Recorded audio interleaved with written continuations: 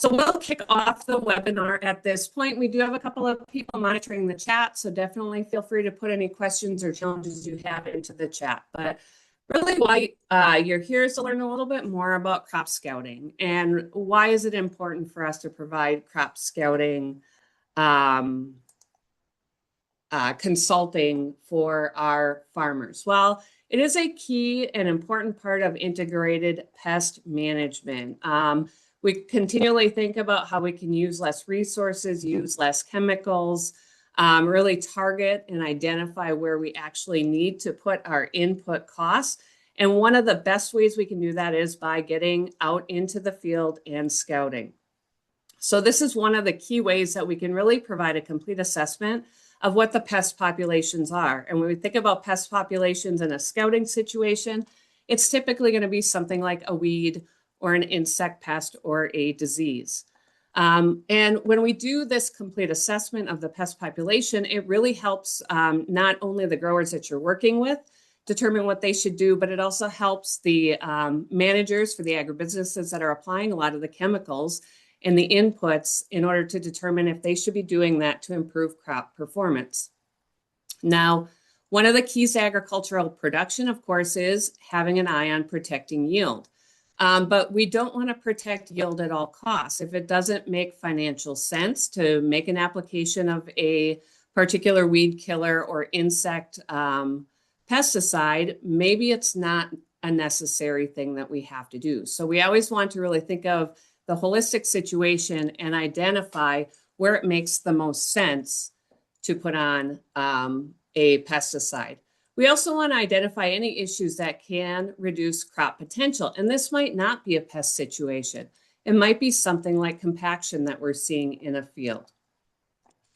We also, as I mentioned before, we want to optimize the use of not only pesticide applications, but fertilizer and nutrient applications, or identify areas where nutrient applications might even be excessive. And then, of course, we want to determine if the pest levels meet that economic threshold that we need to be concerned about. So one of the other things that I always like to keep in mind when I was doing crop scouting is I was really the eyes and the ears of the grower. I was the one that had that extra time during the season to get out into the field and see what was going on. And that really allowed for the opportunity to do troubleshooting in real time. So if I have time to go out and scout the field, I can report back to my manager who can communicate with the grower what they need to do out in that particular field.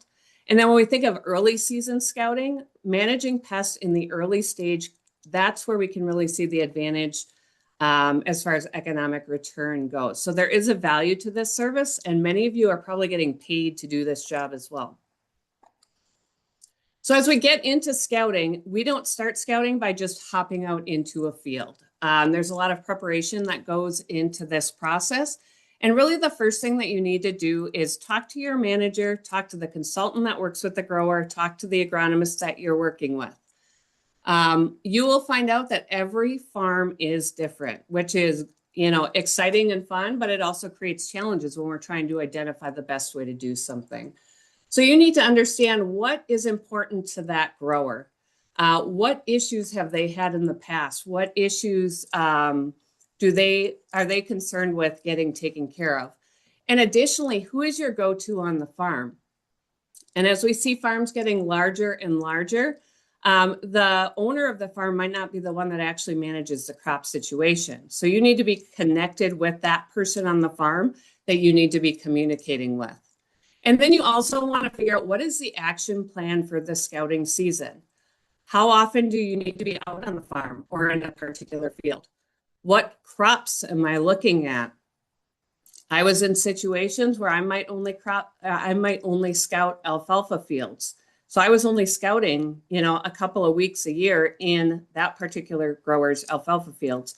And either somebody else did the other ones, or I had specific jobs in those fields at different points of the year.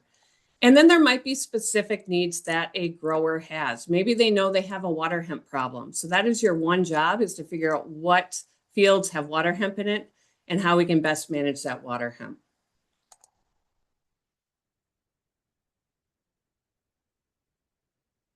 The next thing that you likely want to do is to contact the grower. And you likely would want to let them know when you're going to be out in their fields scouting.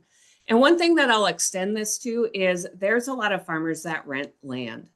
I have been in situations, even in this extension job, where I've had landowners that have come out to check on me to see what I'm up to because they're not sure why this strange vehicle is parked in their field. So let the grower know when you'll be scouting so that they understand that if they see a strange vehicle, especially early in the season when you haven't been out there that much, they know exactly what happens to be going on. So it's important to share your vehicle or your contact information as well. So if you let them know, particularly if you don't have a marked vehicle, let them know, hey, this is my license plate. This is the vehicle, make and model that I drive. And if you have any questions, here's my cell phone number. Give me a call or give me a text if you've got questions about what I happen to be out there. Now, I told you to talk to your manager or the agronomist regarding what specific concerns or instructions they might have for a grower. Never hurts to ask the grower this question as well, because it gives them an opportunity to share anything that might have been top of mind that has come up since they've maybe talked to their agronomist or consultants. Maybe they noticed something in a field that morning when they drove past that they want you to take a look at. All of these things are really helpful when we're trying to build a relationship with a grower. And when you are out in that field and when you're on that farm, you're a representative of whatever company you're working for, or we as extension educators, we represent the university. We want to make sure that we're above board and doing our job and building that relationship with that grower so they get comfortable with us and they see value in what we're doing. And then finally, something that you want to do with the grower is set expectations. How do they want information reported back to them? And when you've got a situation when a grower is paying for scouting services, they want to see that value as well. So you can do a really good job of meeting or exceeding those expectations by knowing if they want you to call and give them the rundown on what's going on in each field, or if a written report is okay, or if a text or an email is okay. Don't assume, make sure that you know what each grower would like you to do. And just some things to consider. As I mentioned before, you'll encounter all sorts of people when you're out scouting that want to check out what you're doing. It does add credibility if you have the ability to wear logo wear or a t-shirt with the business that you work for marked on it, something with a logo up in the top corner of your shirt. It just, kind of adds that credibility that you should be there and you belong there. I have a picture of a university vehicle. I don't have one of those. So when I'm out in the field, I'm driving a personal vehicle, but it adds credibility to what you're doing if you're able to drive a vehicle that is already marked with your company logo. And then it also helps to carry an ID. And I would assume most people do this anyways. But just in case somebody asks, I have my university ID with me most of the time, so that if somebody would, challenge me on the fact that I don't belong there, I've got the opportunity to prove to them that I definitely do belong there. Next up, we want to collect a field history or identify seasonal information. And clearly we are in the thick of planting season. So a lot of this information is being generated at this point. But when you're getting out into the field and looking for specific things, you're going to want to understand when was this crop planted. In some cases, if you're working for an ag retailer or a cooperative, you might want to know what variety of bean or corn is in that field. You want to take a look at some maps and maybe identify what the problem areas or the challenges might be in that field. Have there been any pesticide applications along with planting? We might have some herbicide applications that have been made at this point. What's going on there and being aware of your entry intervals when it comes to getting into that field. Identifying the soil types or the tests that might have gone along with that field. Soil test data would be housed at whatever business you're working for, so that you could take a look at that information. But a really cool tool, which should be going into the chat, is the Web Soil Survey. And even cooler is an app that you can use for your phone where you can stand in the field and it will identify where you're at, and it can tell you what the soil type is and some important information about that soil type in real time. So check that out via the link in the chat. You may want to understand what previous crops are, because obviously as we go through different rotations, we're going to see pest issues that crop up in certain situations. You see a no-till field here. We have all sorts of issues that pop up in no-till and cover crop situations. So definitely things to be aware of. And again, knowing what type of tillage that farmer is or is not using is key information as well. And next up, we're going to talk about gathering your scouting toolbox. And this truly is one of the first things that you probably need to do, is to get this list of tools together. And again, there's a link going into the chat with a link to actually a checklist that you can use to gather these items. I'm not going to dig into every single one of these, but this list of tools is really what I would consider the stuff that you need to have to technically complete your job. I really like the storage clipboards. Some of them are metal, some of them are plastic, but you can stick a stack of report forms in there. You can put pens and pencils or Sharpies in there. It's really nice for carrying through the field and then protecting that paper, because of course we're never out there when it's dry. It always seems to be dewy or wet or rainy. So it's important to protect that information as well. I'm old enough to I had to use a plot book. I had to have a plot book for each county that I worked in when I was scouting, but obviously a lot of that information is available online for field maps. So whatever resource is provided to you, make sure that you have a copy of that when you're out scouting. We're going to talk a little bit about crop development or pest ID guides in a little bit, but some key things that are just easy to keep in the truck or easy to keep in a tote include things like pens, pencils, Sharpies. I really like carrying a steno notebook, and I still carry one today because I could always tuck that into the back of my jeans. When I was out scouting, it was a lot easier than a bigger notebook, and I could jot information down. I could tear the page out if I needed to, but those are always really handy to have. Things like pocket knives, shears, scissors, trowels, anything you can use to dig up plants or cut plants open. If you're doing insect scouting, sweep nets are important. A lot of your bosses or a lot of your managers probably have those already. Hand lenses are great, especially when you're looking at insect pests. When you're doing stand counts, you're going to need a tape measure, or a big long reel tape measure is nice for marking plots off. Seed depth finders. It's kind of nice to carry either flags, stakes, flagging tapes along with you, because if you need to, you can always mark a spot in the field where you found something that you want to get back to. Obviously, in today's day and age, we've got GPS pins we can drop. That's also a good tool to use as well. And then in that second list, there's a couple of things related to sampling, and we're going to have a discussion about sampling in the next webinar. But some things that I think are really important to have along too, water, small cooler, ice pack. If you are collecting samples, make sure that you think about how you're going to preserve those samples as you get them back to the office.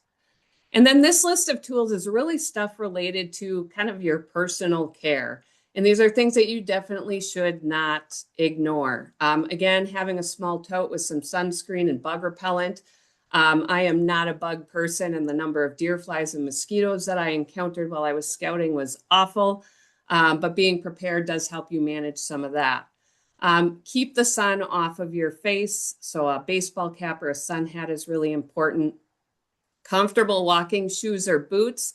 I would always have a change of shoes and a change of socks with me, because again, a lot of times we're scouting in areas that we've got high dew or we've got moisture down on the ground. So you want to be able to change and be comfortable. I have a pair of rubber boots that I wear, especially when I'm out in alfalfa fields. The waterproof bib overalls, there's a couple of different varieties out there. They're pretty popular and pretty easy to find. Those are nice.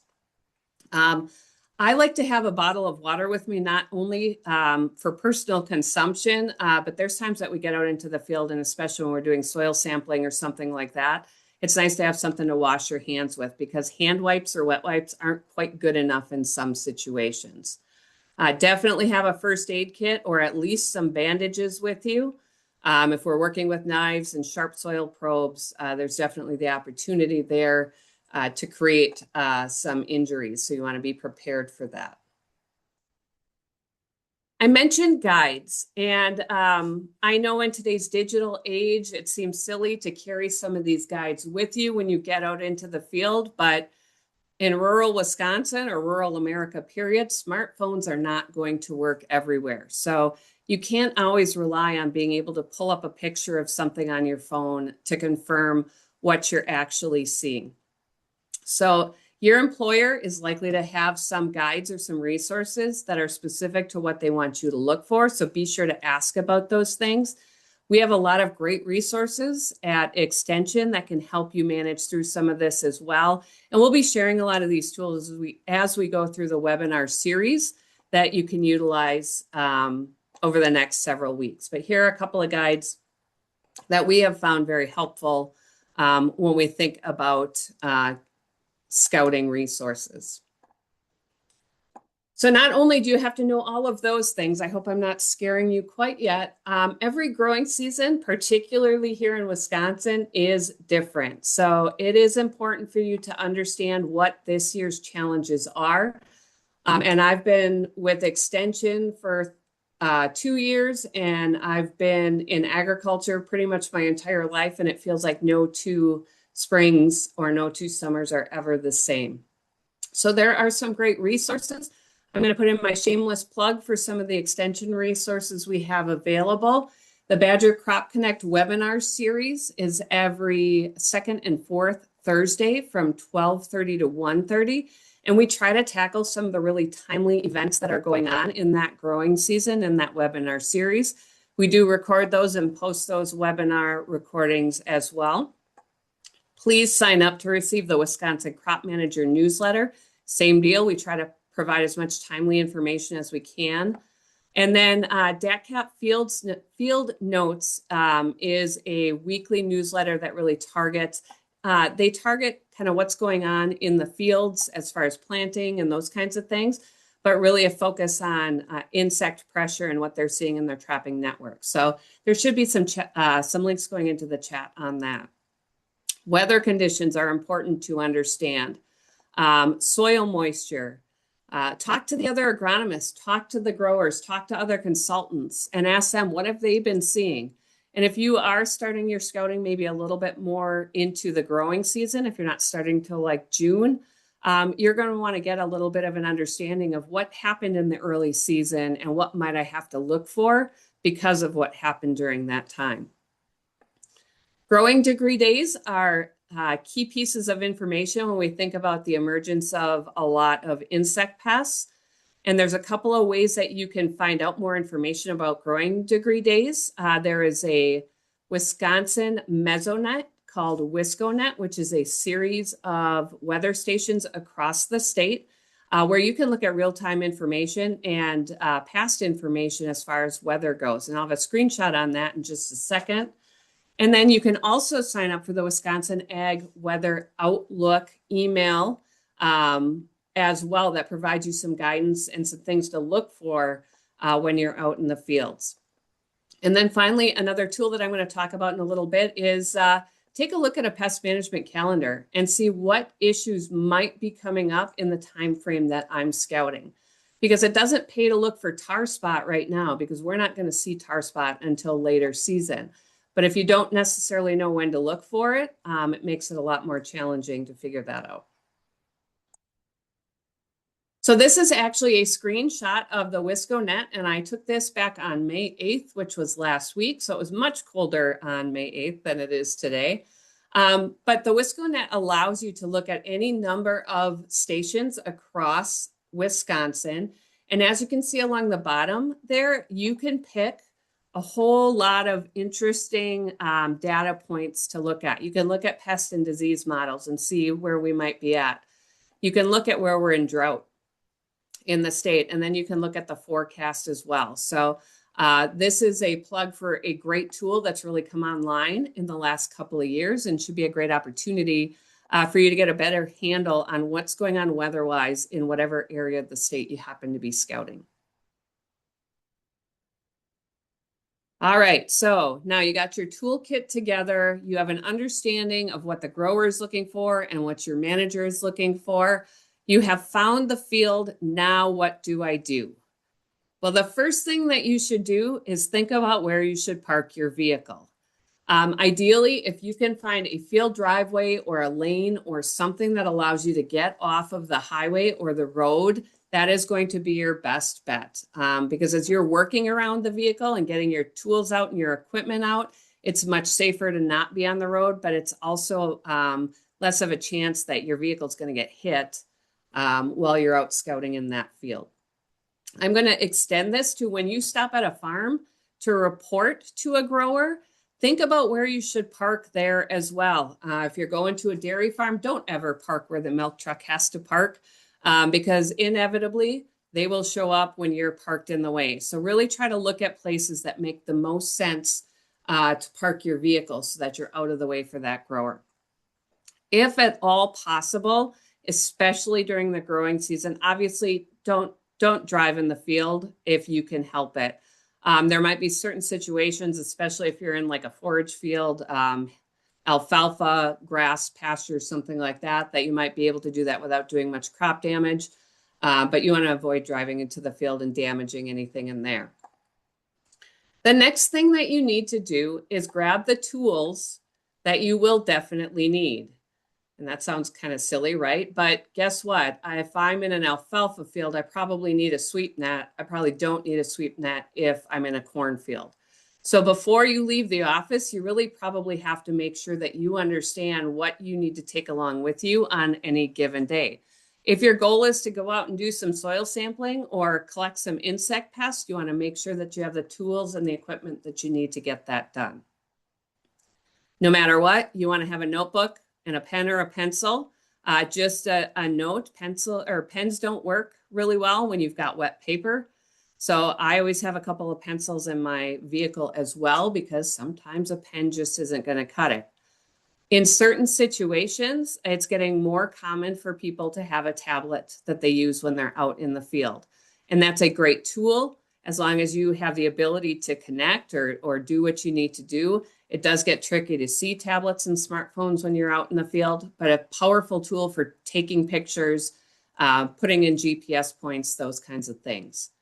Always good as well to have a knife with you so you can either dig plants, cut plants open, cut off a piece of a plant, have a tape measure with you, and bring a trowel along. And a small trowel is all you really need. You don't need anything super big. Now, when you get up to the field, there are some basic guidelines that you want to follow. Now, the first thing is you really want to step back and assess at the field level. As you can see in the picture at the bottom there, I can stand back from that picture and take a look at that picture and see that there's some challenging areas in that field. I can see that we've got some yellowing. I can see that we've got some drowned out spots. I'm assuming this is a fence line here. Getting an assessment of that whole field will help you to determine where you should spend the most time. Now, it is important to get across the whole field or as much as it is as you possibly can. But I'm going to spend a whole lot more time in those yellowed areas trying to figure out what's going on. After you've looked at the field level, this is when you're really going to get into the field and start to assess it at the individual plant level or in the group of plants level. And then as always, as you're going through the field and working a field, you want to record what you see or what you don't see. And that's where obviously your notebook or your tablet comes in handy, that you're jotting down notes as you go through the field. And in the incidents that you don't have that with you, you absolutely want to sit down in the truck after you get done and jot down the information. You always think you're going to remember things, but unfortunately that just doesn't happen. Capture the information while you're in it. You can always go back and review those notes later and add to it if you need to. And then always identify and note patterns that you notice throughout the field. And we'll talk about that a little bit more in a couple minutes. Before you actually enter the field, and this is part of your pre-assessment that you should be completing, is identify or discuss with the grower or with your manager if there was a recent pesticide application. It is important that you follow restricted entry interval requirements as written on pesticide labels. So in some situations, you do have, or the grower has to have those fields marked when they do a pesticide application, but really there aren't just a boatload of those situations that occur. So it's key to know when a pesticide application has been made. And another reason why you should contact the grower before you go out scouting so that you know what you're in for. So when we're identifying problem areas, we're looking for things like differences in crop height. We're looking for differences in color. We're looking for abnormalities in how that crop is growing. So I think about certain herbicide injuries. We might see certain symptoms on a plant that could change the form of that plant. And those are the specific areas that you really want to examine much more closely.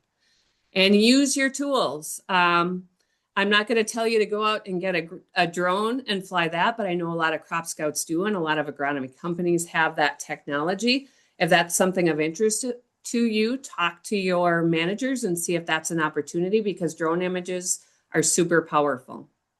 I've got a picture of a yield map there.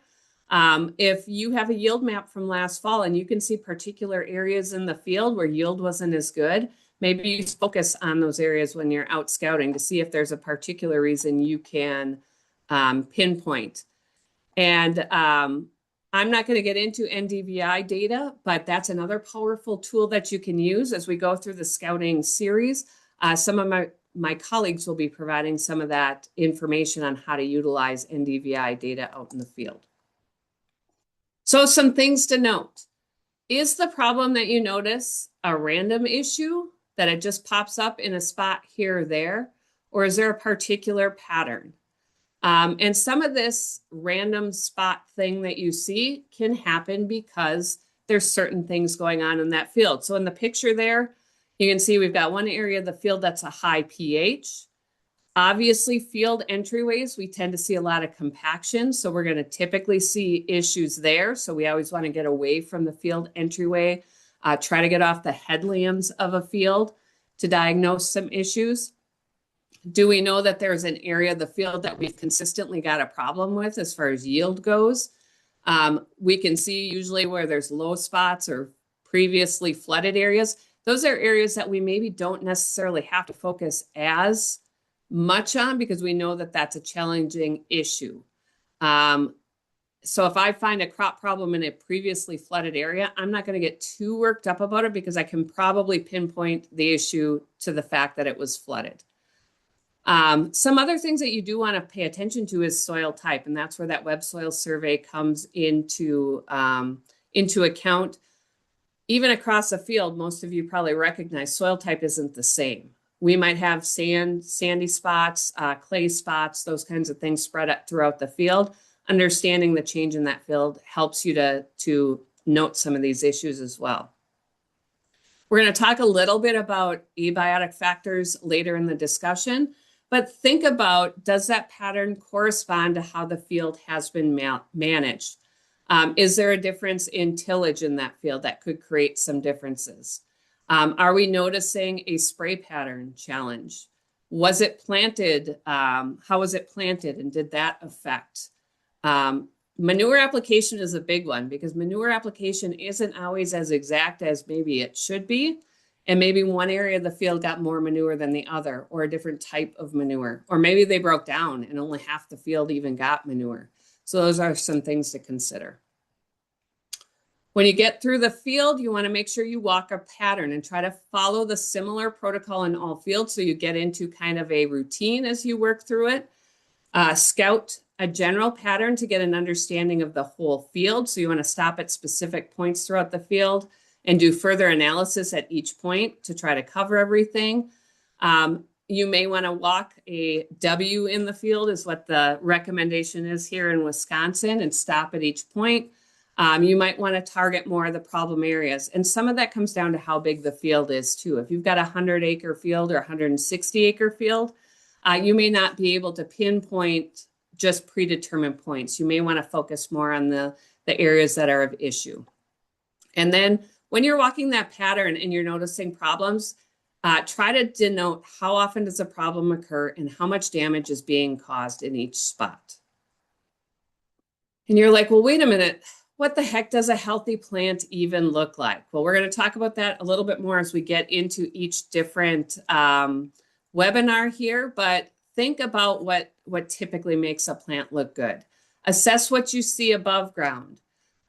Is it a healthy looking green, or is it more of a neon green or a yellow? Or do you see purpling?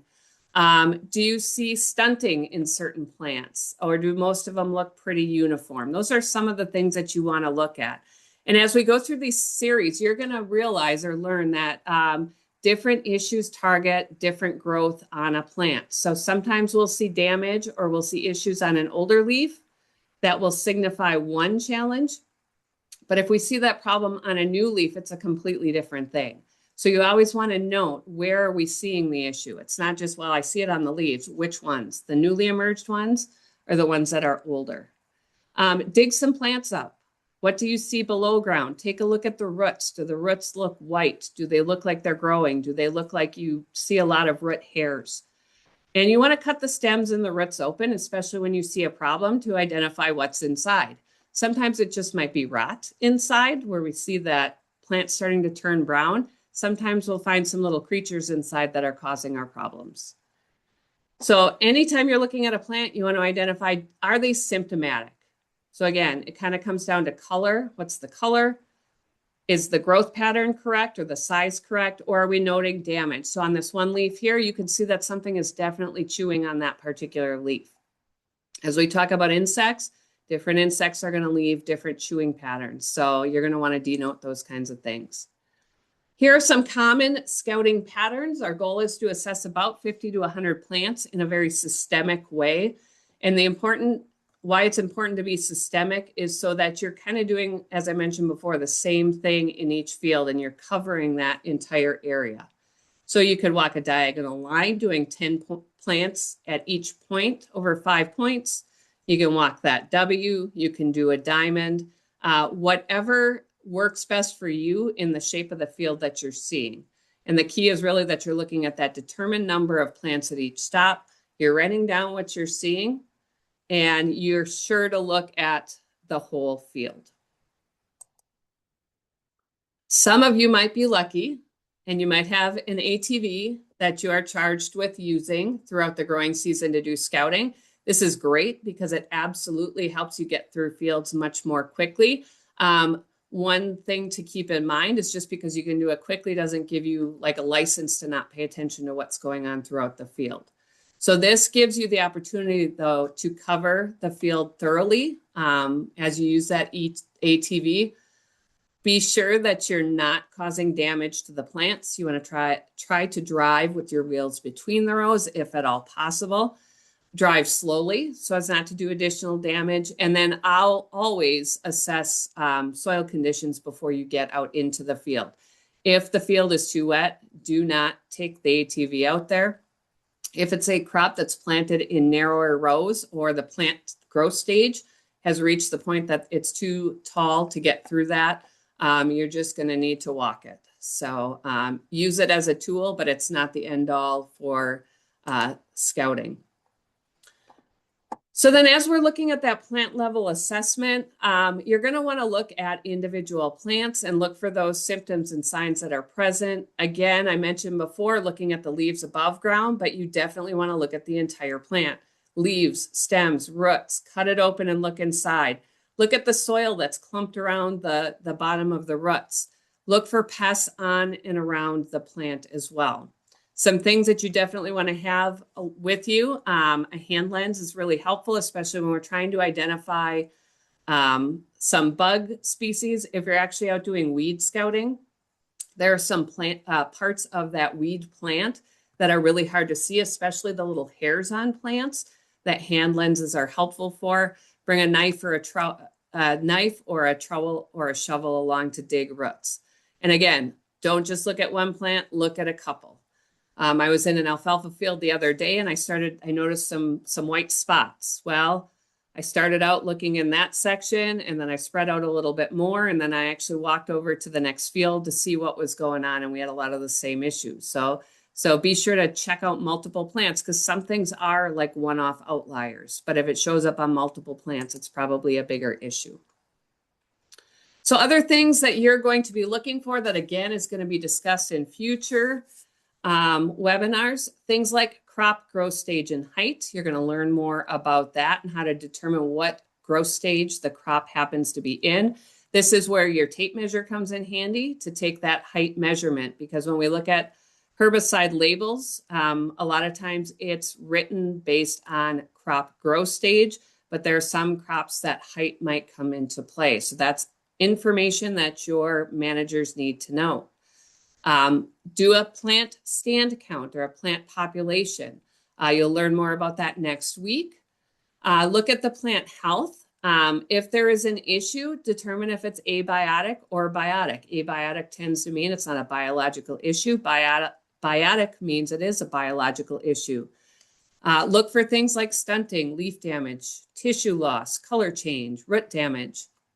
Are there symptoms of disease, pest damage, nutrient deficiency? And we're going to discuss all of those things over the coming weeks. Other things to be looking for that we haven't even touched on that, again, will come up in a future webinar. Look at weed pressure. Are they grassy weeds? Are they broadleaves? How tall are the weeds? How widespread are they? Are in certain patches or are they throughout the whole thing? Same thing with insect presence. Sweep nets are great tools in certain crops to get that insect ID, but they don't work in all crops, obviously. So you'll learn more about that. And then the other thing that you probably want to be aware of is the spray record. And has that crop been sprayed for weeds already? And now all of a sudden we have an outbreak of something else, because that's something that growers and crop consultants need to know.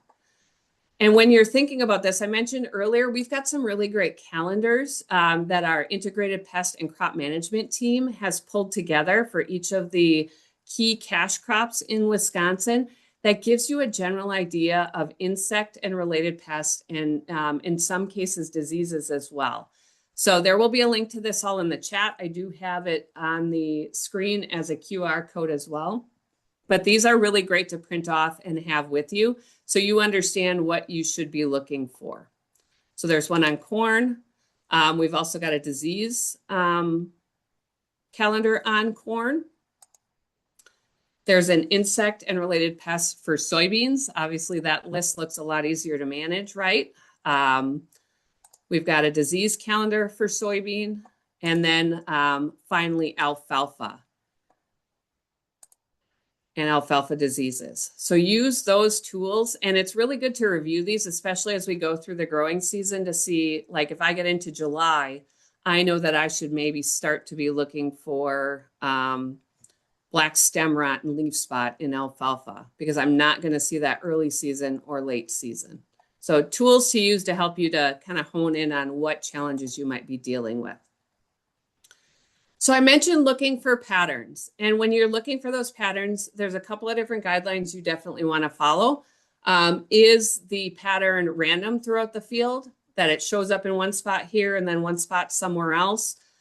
Or is it aggregated? Is it maybe only in one spot or a couple very small areas of the field?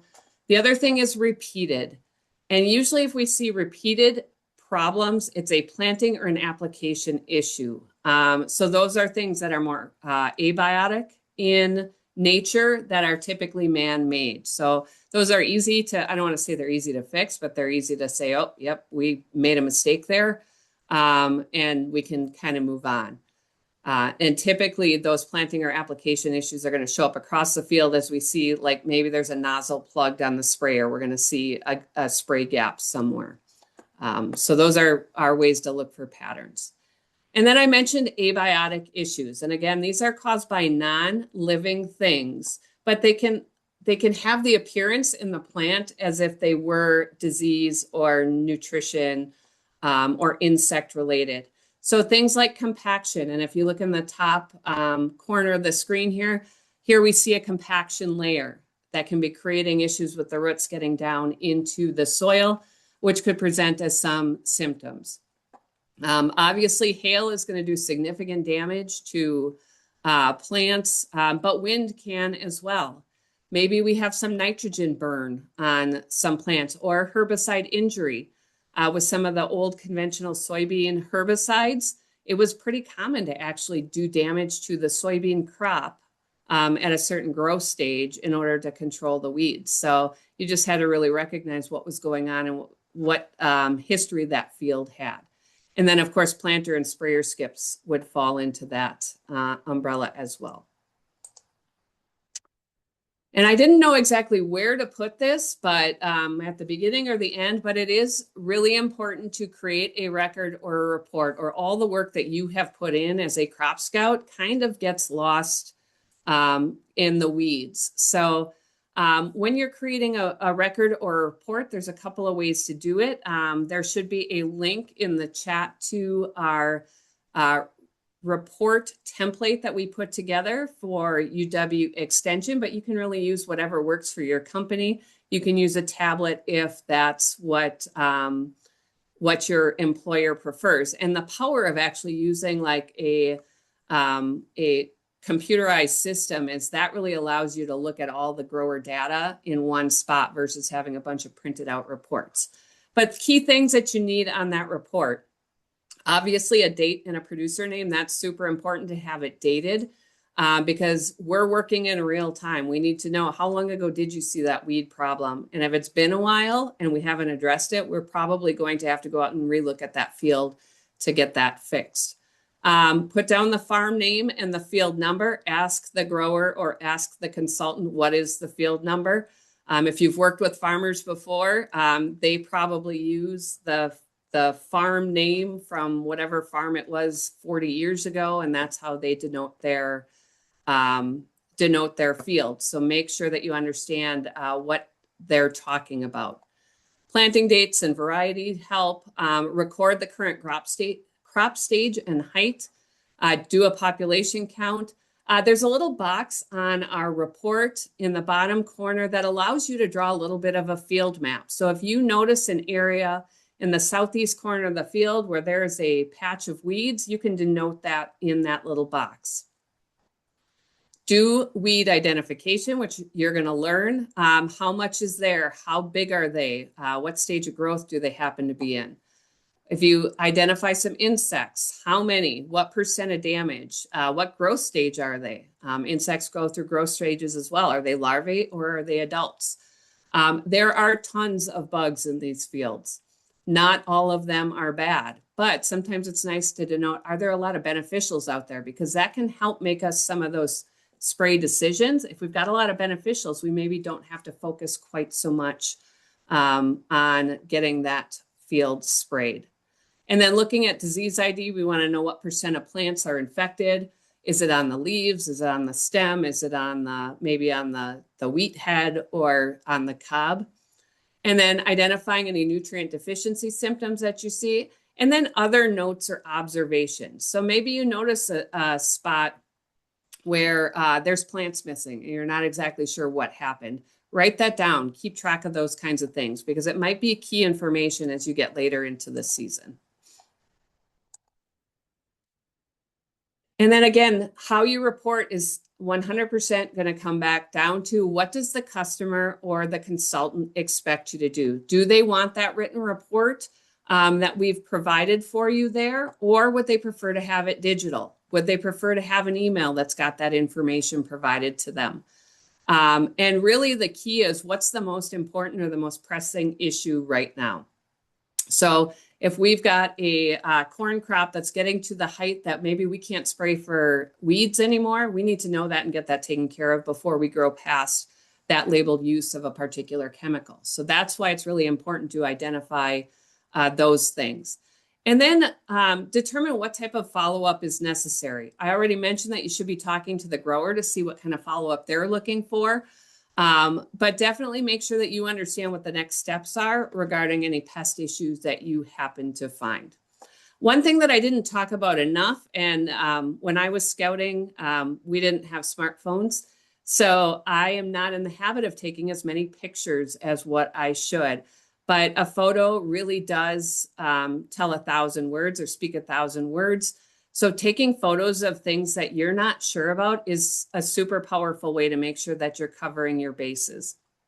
And maybe it's nothing, but you'd rather take a picture and have it be nothing than to not take a picture and miss out on something that's key to that grower's success for the year. So use pictures, show the grower pictures, show your manager pictures. That's really a powerful tool. So as you're communicating with growers, this is really important. Relationship building in this business is super important. And we talked about communication on the front end and really understanding their expectations. What level of detail do they need or communication do they expect? And then how do they expect you to communicate? So make sure you know if you need to make a farm call after you're done and stop at the farm and talk to them, that you do that. Some farmers are happy to have a text, and that's all they need. Maybe they want a phone call or a written report. If you do have to leave written reports, ask them where they want you to leave that report so they actually find it. When I was scouting, I scouted for a farmer. I never met the guy because he was just not really that interested in that communication. But I ran into him several years later and he said, you don't know how valuable that was, that I had that report every week to read. So just because you don't have that, maybe that one-on-one communication, there still is a lot of value in what you're doing. And it's always nice when you hear about what you did making a big difference. Another really important thing is to respect their time. Farmers are busy people. If you made an appointment to chat with them or talk with them about something, make sure you keep that appointment time. I know that schedules change, plans change. Maybe you have something that comes up. Just communicate that and make sure you let them know that, hey, I'm going to catch up with you later, but something came up, or I left the report, I had to go. Make sure that you're communicating that so that, again, you can continue to build that relationship. We've got some great apps and online tools that you can utilize as we get into the growing season a little bit further, and we're starting to look at more disease pressure. There is a beta version of an ag forecasting and advisory system for disease forecasting that's available from Damon Smith's lab. We have a great insect pest text alert system where you can sign up for your part of the state. You can sign up to get information and text alerts on a bunch of different insects that are problematic in Wisconsin. So things like alfalfa weevil, true armyworm, Japanese beetle, black cutworm, that comes right to your cell phone. So there should be some links. I hope I put those in there. There should be some links in the chat for those systems as well. Some other great resources for scouting. And again, as you go through this series, my colleagues are going to have lots of resources for you, but the Crop Protection Network has a great crop scouting basics for corn and soybean course that you can step through. Iowa State's got some crop scouting educational resources. I've got the link in the chat again for the growing guides for the IPCM group. And then there's some great places for you to send samples if you're having issues with diagnosing a problem. So the UW has a plant disease diagnostic clinic. We have the soil and forage lab. We've got an insect diagnostic lab. And again, I have the plant disease one on there twice. I'll have to get rid of that. I think that wraps up what I have to share with you today. I'll take any questions. Does there happen to be anything in the chat I should be paying attention to? My friends, I'm not seeing anything. I have a question, Liz. Yeah. So if I'm out there, cutting and digging plants, do you have any recommendations as to like what we should be doing with them afterwards, especially if they're infested with a pest or a pathogen? Good question. So a lot of times I would bring those back to the office because if I knew what it was kind of one thing. Like if I knew that it was a particular insect that was causing the problem, I maybe wouldn't bring it back to the office. But if I really wasn't sure, and especially I'm assuming most of you are new to this, if you're really not sure what it is, take it back to the office and let the consultants there help you diagnose that or help you figure out what the challenge is. And I would extend that to if you see anything in the field that you're like, hey, I'm not sure what this is, a certain deficiency symptom or something, take it back to the office. As I mentioned before, pictures are great because we have a better opportunity to quantify maybe the problem by taking a picture of the field. But otherwise, I would say you can always just leave that dissected plant in the field. But sometimes it's cool to take it back and show everybody what you found out in the field. Does Thank that you. help? Absolutely. And I would say, honestly, that's kind of a good discussion point because a lot of agronomy businesses or crop consultants, obviously people are coming and going. And if they see a dissected plant laying in the office, they're going to dig into that and say, hey, what'd you find? And it gives you an opportunity to have a little more organic conversation surrounding what issue it might be as well. We do want to invite you to join us for the rest of the Foundational Crop Scouting Training Series. So as I mentioned, next week, you're going to learn about crop staging, stand counts, and soil and tissue sampling. Then we'll dig into nutrient deficiency symptoms, basic insect ID, basic weed ID. And please note the last session is on a Tuesday instead of a Wednesday. We had a schedule challenge. So make sure that you show up on Tuesday, June 17th for that last one. And finally, want to thank everybody again for attending. We appreciate you joining us for this kickoff event. On behalf of the UW Extension Crops and Soils Program, thanks for attending. Hope to see you next week on the 21st, where we're going to talk about the crop staging, stand counts, and sampling. I hope everybody has a great week and you have an opportunity to enjoy the sunshine.